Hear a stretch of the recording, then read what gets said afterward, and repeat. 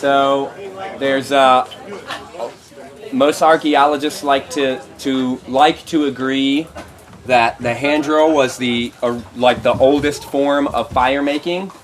But if you are out there and you're being played by the landscape and you're allowing the landscape to dictate what you do, it's hard to say what the first fire making method was. I mean, you can imagine, like back in the day, you wait for the lightning strike and you see it off in the distance, and then you go like running towards where the tree got struck, and you scoop up the coal and you put it in like a little coal carrying, how do you carry a coal? It's a whole nother skill. It's another class right there. You put it in your little coal carrying case, which Tom talks about in one of his books, which is a real complicated one. And they brought it back home and then got the fire going, and then they just, like I was saying the other day about that tribe in Africa, they just never let it go out. But at some point, somehow, somebody figured out that you could get heat from rubbing sticks together. And what I have a theory to it, right? You got a couple kids hanging out. One of the kids was like, but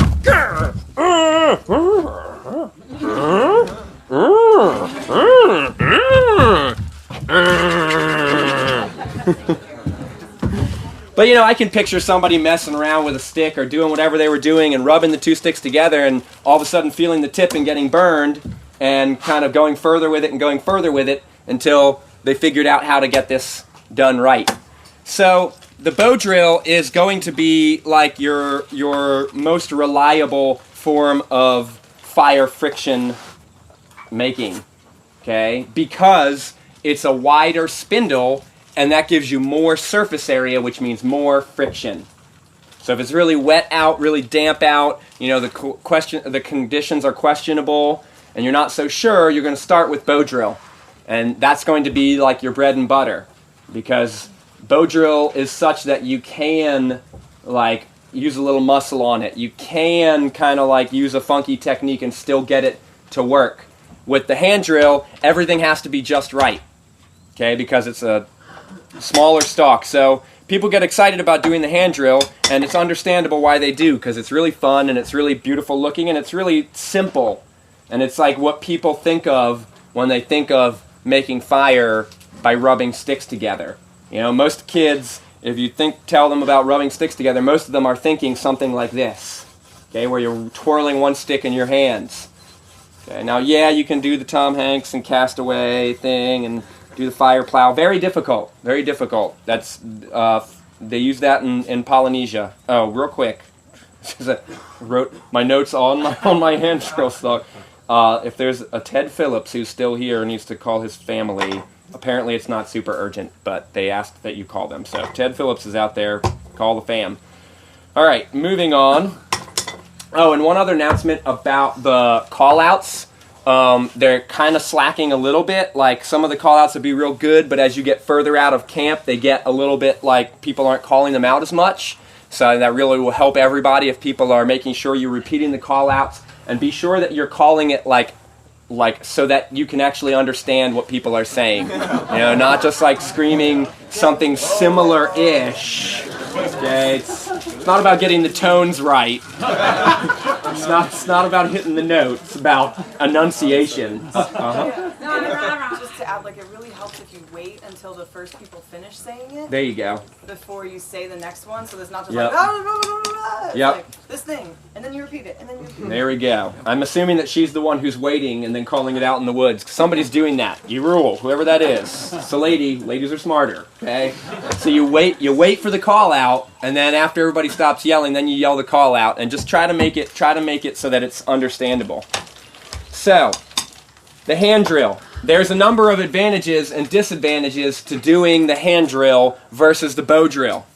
Okay, so the advantages are that it's a lot less parts.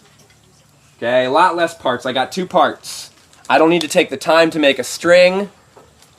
Okay, I don't need the time to make the handhold. I don't need to get that very precision.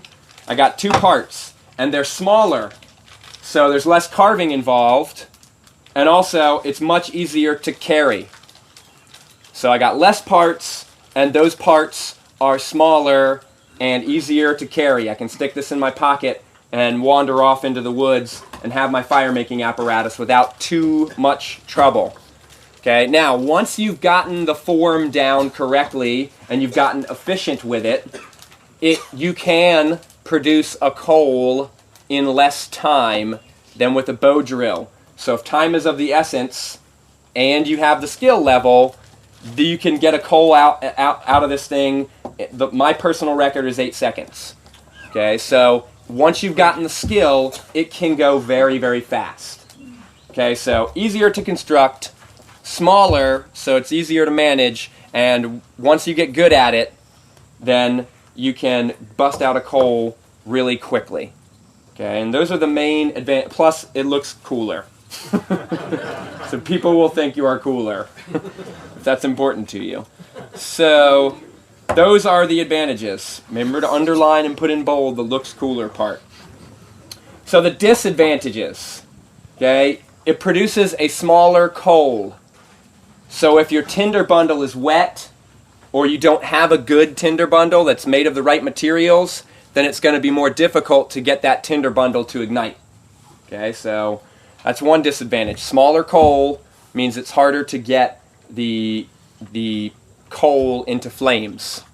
Okay, the other disadvantage is that the stalks that you will use that are best suited to this are soft, pithy centered plants. That's like a styrofoam center almost. Very soft, pithy, P-I-T-H, pithy. Okay? And because it's that soft, pithy center, it's more susceptible to moisture. It absorbs more moisture from the air. Okay? Another disadvantage is that it is hard on your hands. Okay? For those of you who've tried it and not had much success, probably noticed the amount of blisters that you get on your hands. Okay? It can be very painful. Once you've gotten once you start practicing consistently, then you build up calluses. But no matter how many calluses you have on your hands from doing other things, it's not going to be the same calluses as you'll get from hand drill. Okay? Believe me, I grabbed a shovel and used it most every day at work and still got major blisters on my hands from doing the hand drill because you're using a different part of your hand. Okay, so it's harder on your hands, it produces a smaller coal, and it's more susceptible to moisture.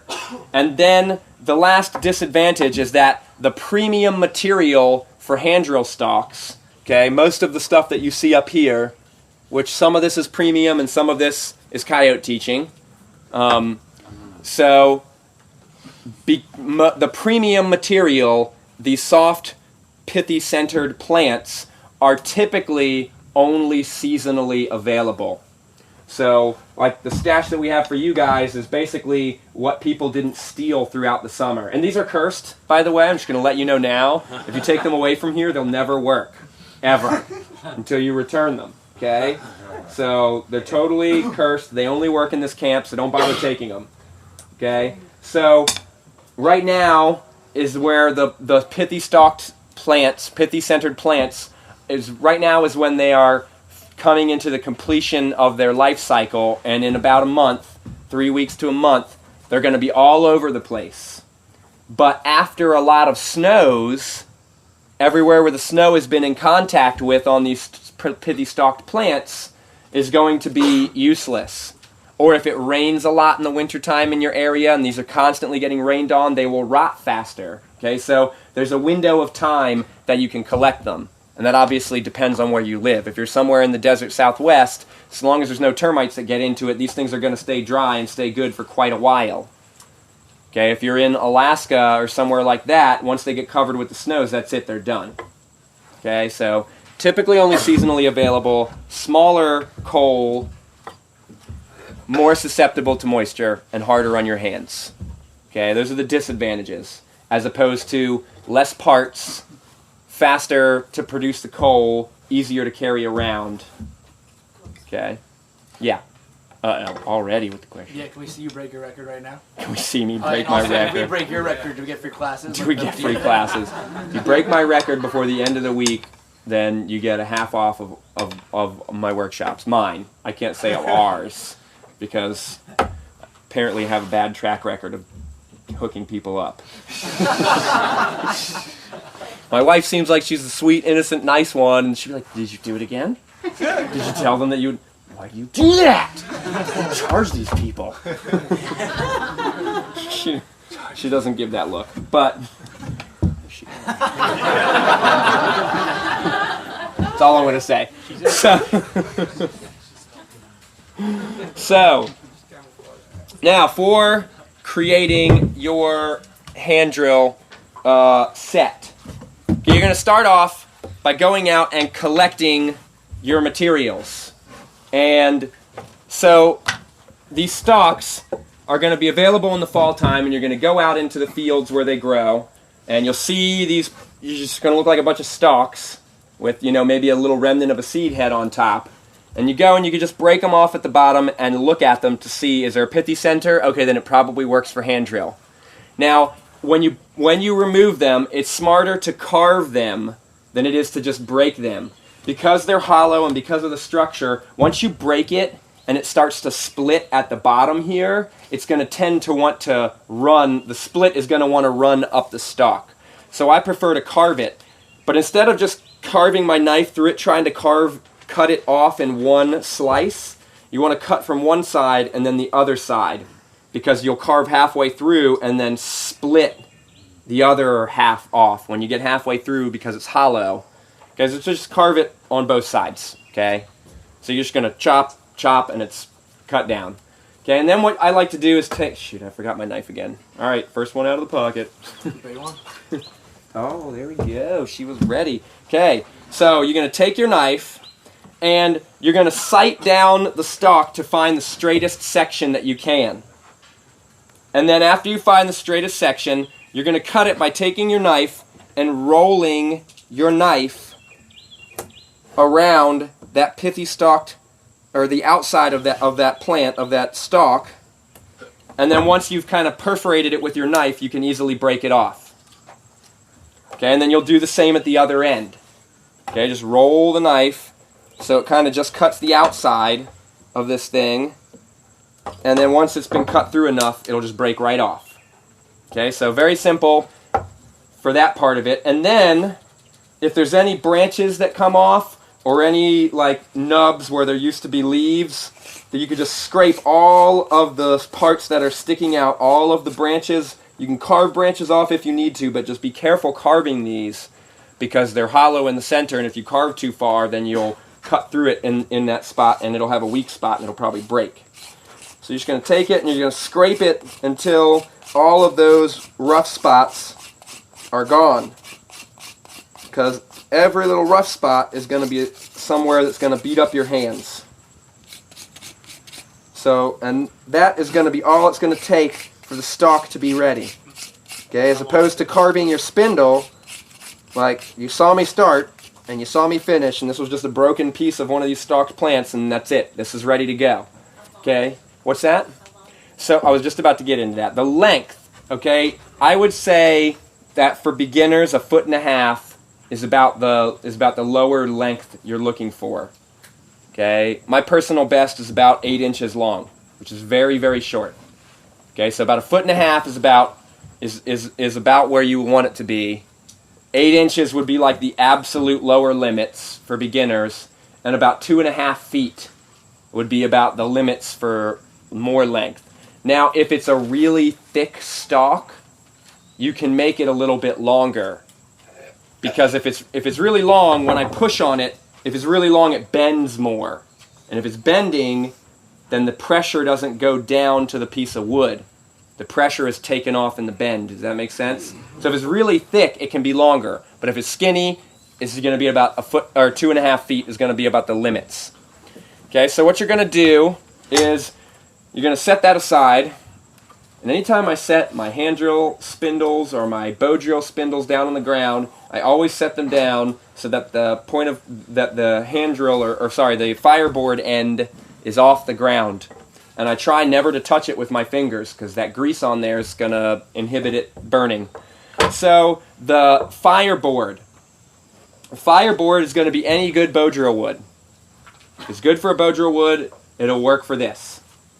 Okay, now there are certain materials like yucca stalks that get very thick, or mullein stalks that get very thick. And you can cut the thick end, split that down, and make that the fireboard. And then cut the thin end and use that for the spindle part, for the stalk. Okay, so that's an option. but it depends on what materials you have around. But other than doing that, any good bow drill wood will work. Okay, I've used cedar, I've used buckeye, I've used sage, I've used willow, any good bow drill wood. Okay, so you're going to take and you're going to split this thing down till it's about, I would say, 1/4 of an inch to 3/8 of an inch wide. Okay, now 1/4 of an inch to 3/8 of an inch wide is around an optimum thickness for these spindles. I forgot to mention the thickness.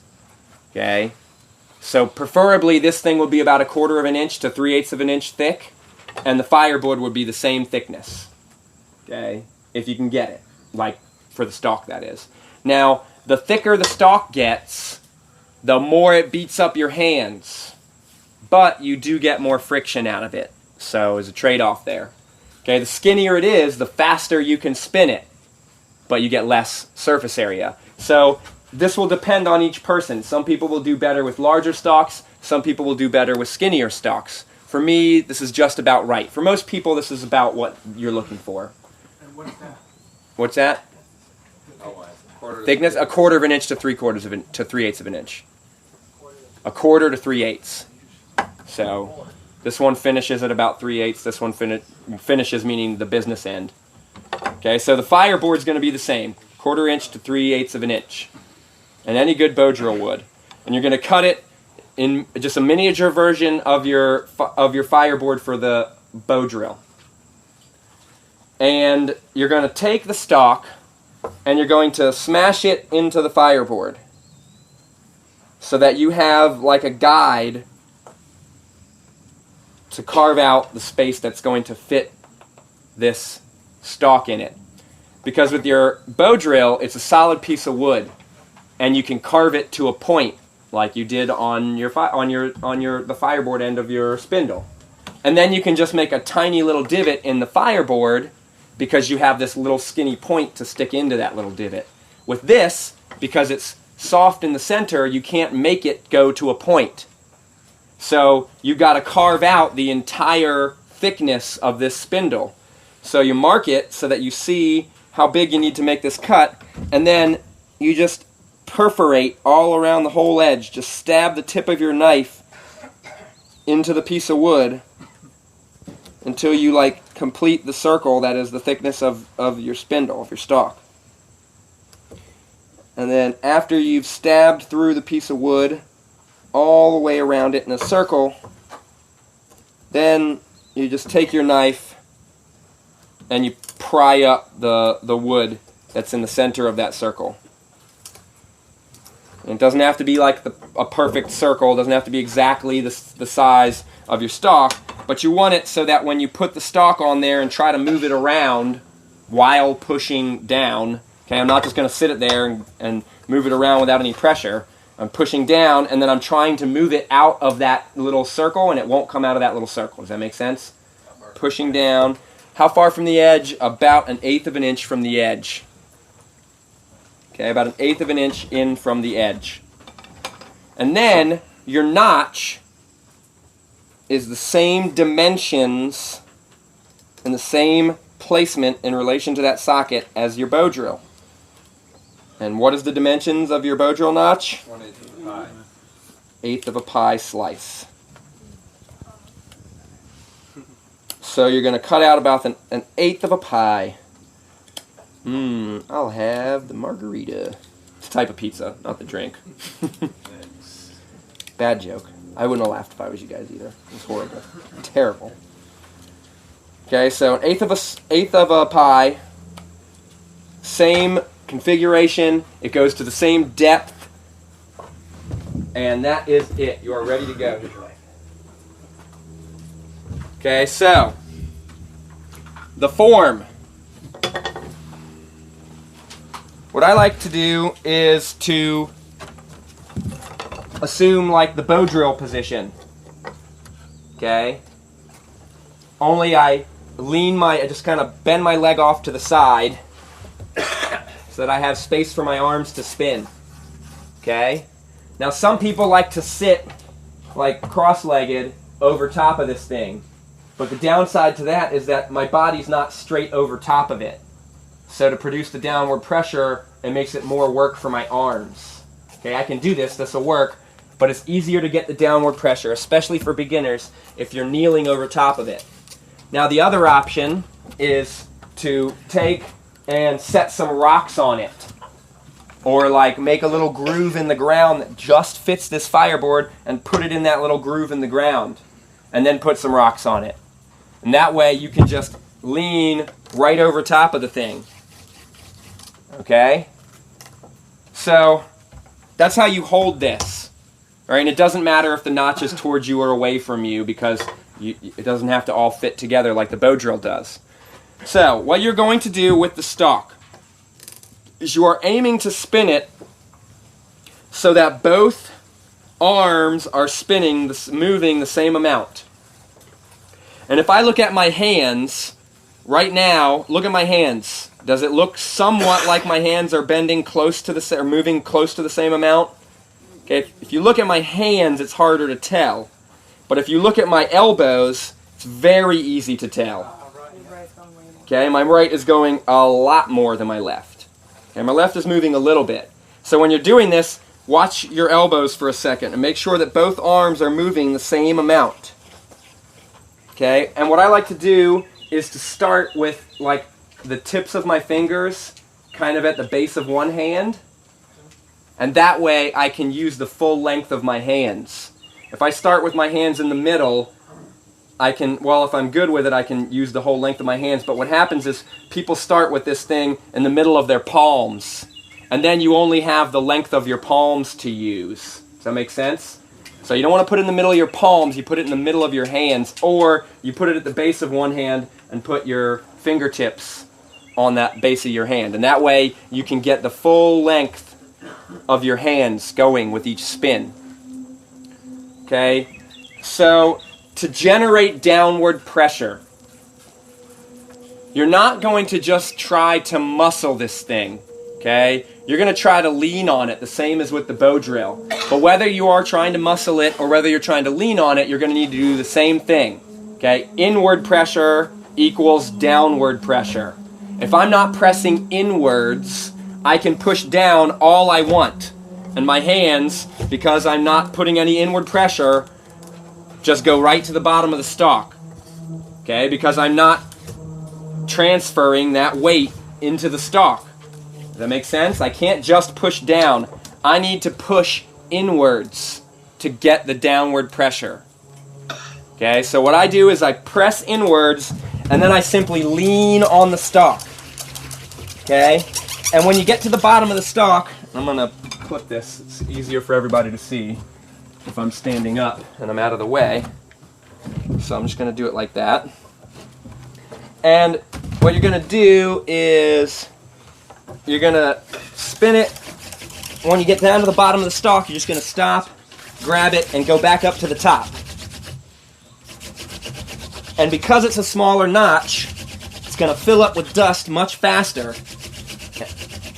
And then you can start to make the coal a little bit quicker. Whereas the bow drill, it takes you a little while to get the notch filled up with dust. So therefore, it takes longer to get a coal.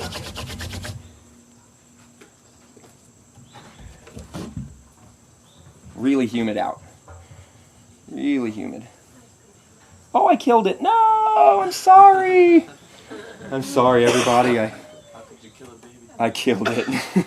They're so tender and delicious. That was scary. What did you learn at tracker school this week, honey? Well, I heard babies are tender and delicious. It's true, they really are. Veal. Baby deer. That's a little messed up, I know. Alright, reprise. Okay, so the important thing here when you're doing this is, like I said, first of all, making sure both arms are moving at the same rate. But also, you're going to try to keep this thing spinning as much as you can. Okay, if you stop for like a minute or two at the top here, or while you're switching off, it's going to cool down a little bit.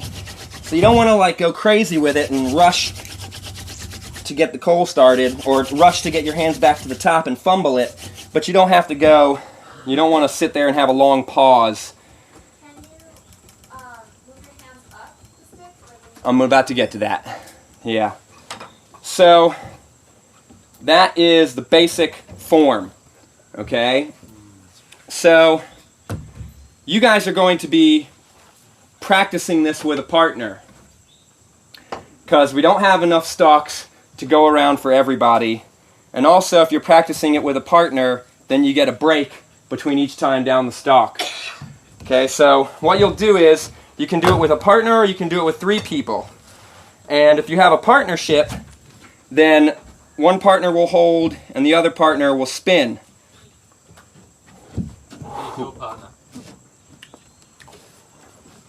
If you have 3 partners, Oh, cool. I didn't know that. Delicious. wash it down. Okay, so one person is going to spin.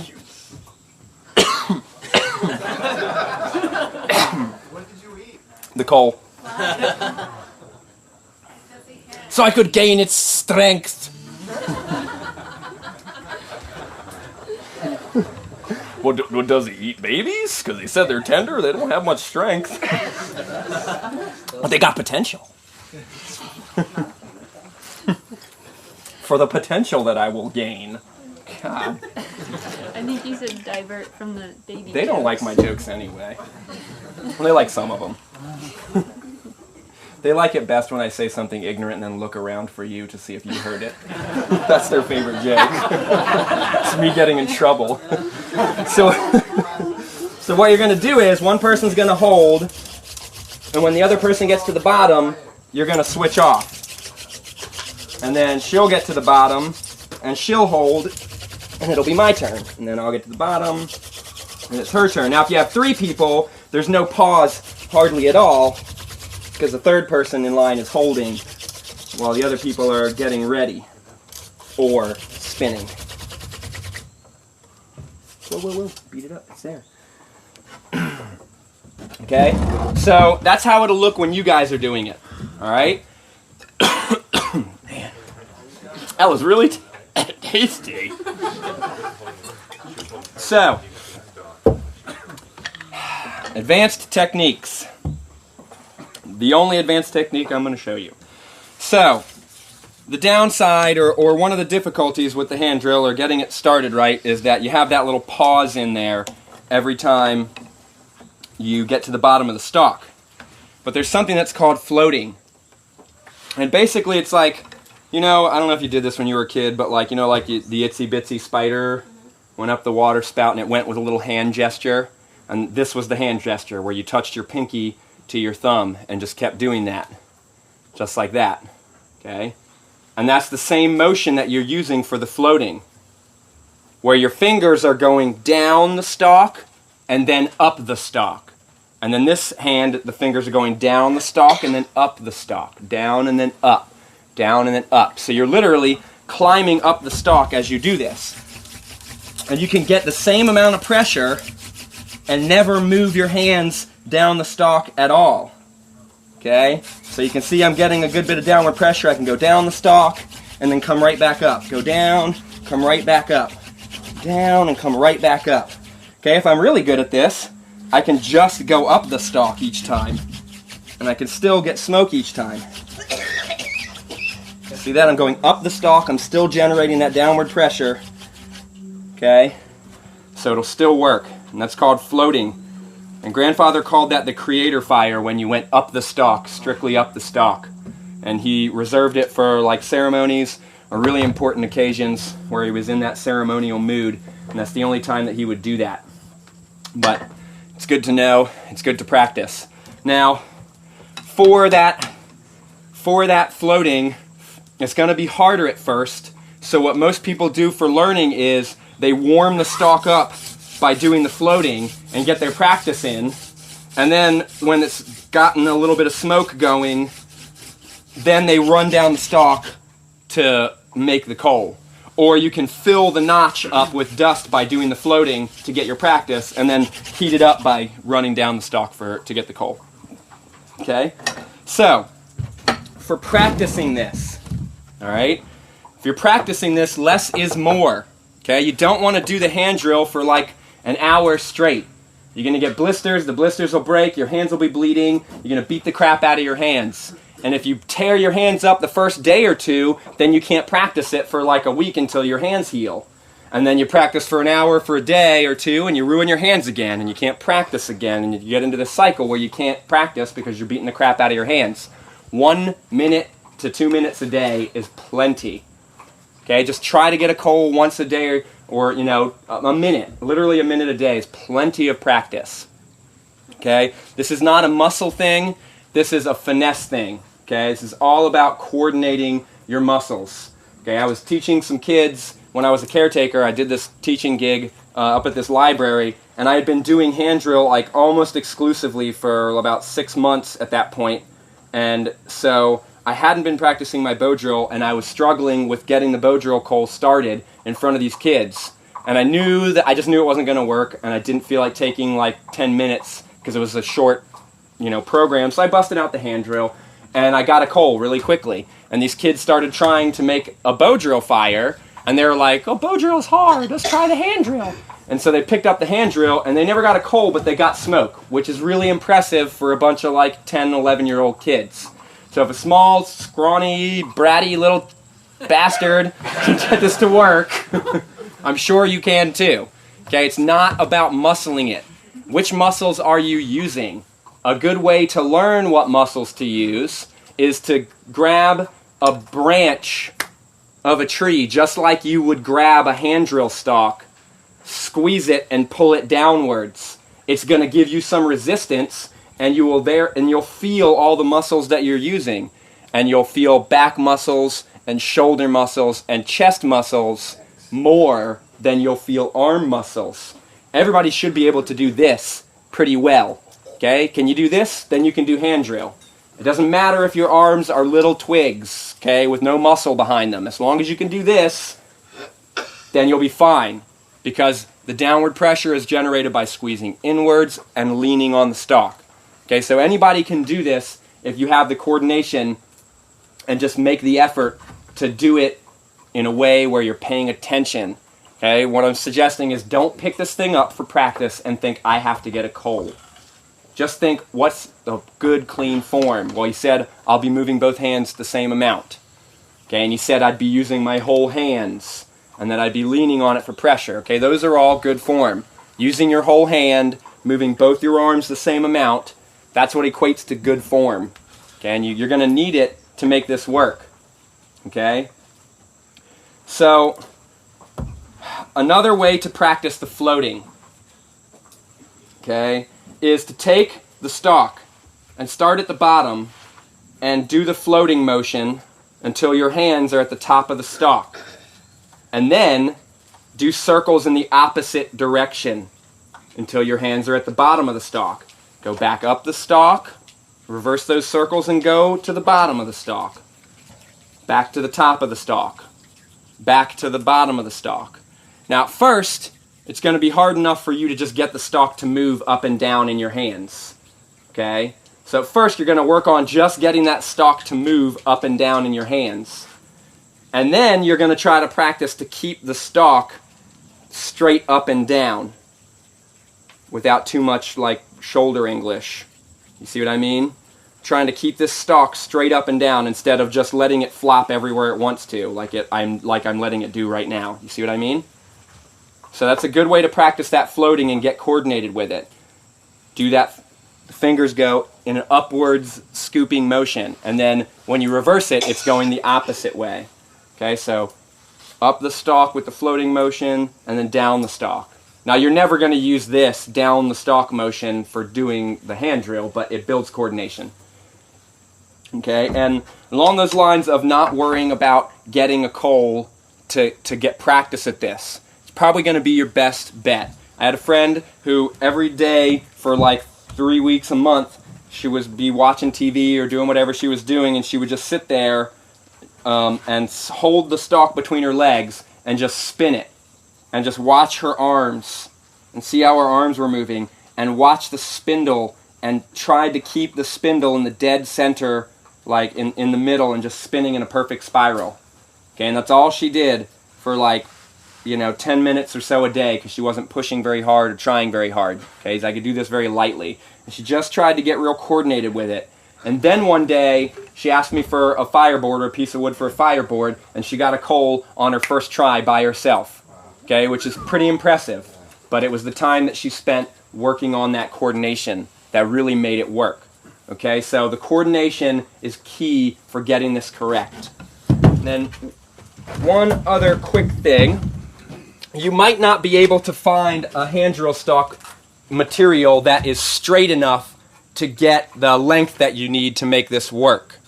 So if you only have like really wiggly and curvy material, you can cut a section of that material and lash it onto a straight stick and have a plug that you change out when you run through all the material. So one way to do it would be to have a piece of bamboo which has the nodes in it. Right? The bamboo has those little nodes, which is where the branches came off, and that's solid in there. So you'd cut the bamboo just above that node, and then you'd take your piece of hand drill material and you just stick it up inside that little segment of bamboo until it fits snugly.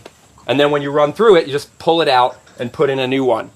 Okay, that's a really simple plug. If you don't have a piece of bamboo, the best plug that I've found to use is you cut just an angle on your piece of wood. And then you cut an angle on your hand drill stock. Just like that. Now, the hand drill stock is soft in the middle. On this piece of wood, right in the middle, you take and you carve a little divot, a little pock, like just a little space. Right? And then you can just take and what you're going to do is you're going to take a stone and you're going to put it in between the piece of wood and the piece of hand drill material. Okay, so when these come together, when these are completely together, there's a stone that's right in here in the middle. Plug. If you don't have enough length from your piece of hand drill material and you can't make it work, you cut the end and attach it to a stick so that you can still do the hand drill. Okay? So one variation is to stick it in the end of a piece of bamboo, and the other one is to cut a long stick and you cut a little, you bore a little divot into the center of it. Not all the way through it, but in the middle of it. And then this side you just take a little stone and press a little divot into it. Then you take that rock and put it in between these two before you lash them together. And that stone will keep the two pieces from sliding against one another. Does that make sense? Try it without the stone and you'll see exactly what I mean. Okay? Just try it without the stone and lash these two together and you'll see what I'm talking about. Does that make sense? Do you need to lash it together, Matt? What's that? Is that necessary to lash it together, though? Yeah, it is. With enough pressure down, the rock wouldn't keep No, it together? you need it. Okay. Yeah, you need it. I've tried it without. It splits out the bottom of the top of the hand drill stock. Yeah. So in more of an urban environment where there isn't a lot of Tons of these. yeah. Tons of these. Like New York This right City. here, I've seen this in about like 500 abandoned lots in New York City, in Jersey City, in other parts of North Jersey. Tons of hand drill stocks all throughout the city. Very, very easy to find them in the city. Very easy. What's that? Is that mullen? No, this isn't mullen. No. This is horsetail. Or horseweed. Sorry, I always call them the wrong things. All right. Everybody understands what I'm kind of explaining with these plugs? You can try different cuts and different splices, but this is the best one. This is the one that works the most often. Okay, where you cut the simple angle on the one and a simple angle on the other. Oh, I forgot about this next part. So there's a variation of this for those who cannot get the downward pressure. I like to refer to it as the sadomasochist drill. Hey, Carmen, could you get me a mouthpiece? Just find it somewhere, anything small enough for me to bite. Okay, so if you can't get the downward pressure, I mean, I could borrow somebody's handhold, but I'm going to spit all over it. I was waiting to see if somebody volunteered it. Yeah. You going to sell that? Sorry, only a couple people were paying enough attention to consider that a joke. But it wasn't very funny, so I understand. That'll work. Sure, that'll work. Eating babies was a better joke. Okay, I'm gonna need somebody's knife for just a half a second. Sorry. All right. Somebody's working on a free class, dude. Oh, just kidding. She pretended like she didn't hear me there, but she heard me. Well, he the noise line. I told him you're the smart one. She's laughing. We all agreed. Hey. All right, back to the sadomasochist. Mouth drill. Okay. The reason why I call this the sadomasochist drill is not because it's very likely that this thing comes out of my mouth for a second and it jabs me in the eyeball. I'm going to need your knife for a second so I can make this a little safer. Okay? Although that could be the reason why I could call it the sadomasochist drill. The reason why I call it the sadomasochist drill is because these stalks are never perfectly straight. So it's like you get a really nice like head vibration going on. It's really great. I loves it. My favorite things. So this is for if you cannot generate the downward pressure. And all you're going to do is you're going to make a little mouthpiece that fits relatively comfortably in your mouth. And you're going to check your dentition, make sure that it's all working properly so that you know what to blame. And you bite the mouthpiece. And then you're going to apply pressure. Instead of using your hands to apply pressure, you use your head and neck pressing down on this thing to apply pressure. It's going to look like this.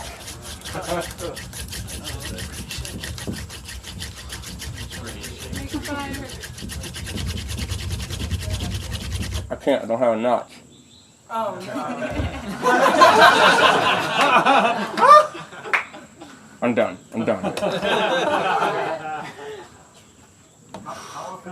Damn, you can sell that on the streets. Every day!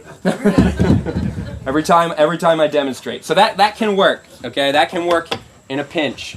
If the only time I personally would use that, because I've got skill with this, cultivated over the years, is if my hands were really beat up. Because I don't have to grip the stalk as much, it doesn't beat my hands up as badly. So this is also another thing that you could do if you damaged your hands. You could still do the hand drill with really damaged hands, and what you do is you get a really flat-soled pair of shoes, and you put the shoes on your hands, and then use the shoes as is holding the stalk. But you got to have the right kind of soles on those shoes. So, Gloves? Do you wear gloves? gloves don't really work because they're soft and they move with your hand. Okay, so when you're practicing this, along the lines of not beating the crap out of your hands, you want to avoid tensing your hands like this. Okay?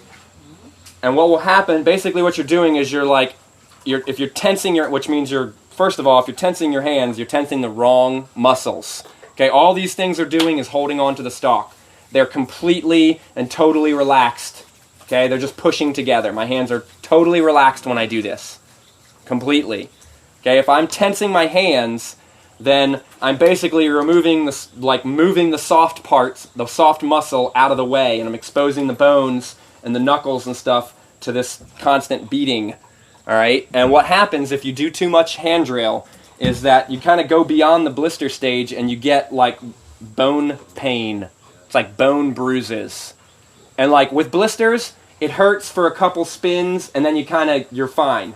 And then you can keep spinning. When you get blisters. If you're in a pinch, you spin for a little bit and the pain kind of goes away and you keep going. You're going to pay for it later, but you can still do the hand drill if you had to. When you get that bone pain, it's excruciating pain. Like somebody is stabbing a knife into your knuckles. And you just go like that and you're done. Like just one time. It's very painful. And it takes about 2 months to go away.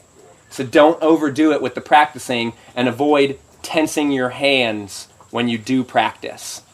Okay? So that is the hand drill in a nutshell. Now I called this the sadomasochist drill and I poo-pooed on it, and for good reason. But, okay, this is just another extension of skill.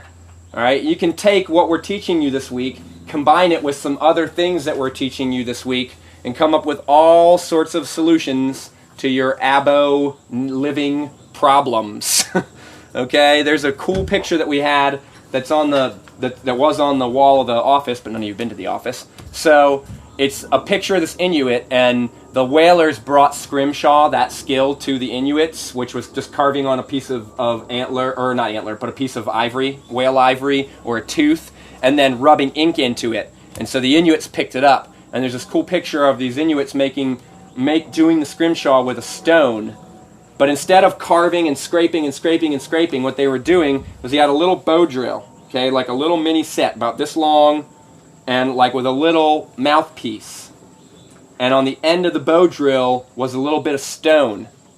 And what that enabled him to do is he could hold the piece of scrimshaw in his hand, in one hand. With the other hand, he's bowing and drilling. And then with that hand he's holding the scrimshaw with, he was moving it around to carve with the spinning of the bow drill, because it's easier than scratching it with a rock. So mouth drill plus the bow drill, that could be the solution to a lot of problems, making a lot of different things. Okay, so think outside the box when we teach you something here. Think about what we taught you earlier in the week. Think about what will be, when you get there later in the week, come back to what you've learned. A really good thing to do with these skills, if you're really into it, take your notebook home after about 6 months or a year. When you take your notebook out, you got some dirt time, revise your notes from beginning to end. Make sense out of them, and add little notations from your dirt time. Okay, just thinking about this stuff increases your skill. Jorge was talking yesterday about brain patterning, and this is all part of brain patterning. Rechecking yourself. A real simple way to build brain patterning: take these things and sit them on your dashboard. Every day you drive, you look at your dashboard and you see your hand drill stock. Okay, I used to have stuff around the shifter of my car, on the dashboard, on the top of my dresser, like in front of the toilet, so that I was looking at it. You're constantly looking at it. You're constantly thinking about it because it's constantly in front of you. That's the only way to make this part of your life. It's not about going and doing 2 years in the woods by yourself. It's about doing the little things. It's about, instead of that 5 minutes watching TV, you're doing 5 minutes of carving something. Instead of that 10 minutes of gorking out on the computer and watching porn, you can be doing abo porn. Okay? Going with the bow drill. Is that okay? Can I tell a joke about the parable of the bow drill? A porn joke? Come on, porn joke. All right, joke's over. All right, so think outside the box with this. Now, you guys can grab the hand drill stocks that are in this box, and you can utilize them. But I'm going to ask that when you're done with them, you put them back in the box when you're done with them, so that everybody can get to the good stock. Because everybody's going to grab the thin ones, and somebody's going to try to grab this huge honking ass thing. Okay? Size matters, but it's the opposite of what it's supposed to matter for. Okay? So don't be the good stuff hog, all right? You grab one of these nice, small, perfectly sized ones, use it, and then put it back. Okay? And there's leftover bow drill material sitting over there for you to make the fireboards. Take the fireboard home, leave the stock here. Yes? What would be something like this season that we could make a stick of? Right now, in about 3 weeks, you're going to have access to all this stuff. My favorite is goldenrod. I've gotten the most success with goldenrod. Horseweed is also very good. Okay, these are two of my favorites. Mullen would come in like a pretty close third. Right? The rest of them are all totally usable, totally doable. These are the two that I personally tend to gravitate towards and that I suggest that beginners begin with. And really, really, really soon, these are going to be all over the place. So in about 3 weeks, you'll have access to whatever's in your area, you'll have access to it. What are the two for beginners? Goldenrod and horseweed. I would put mullen on that list too. Okay. Everybody good? All right. You guys got a little bit of time before I call you back in. I'll just say it'll be 25 minutes.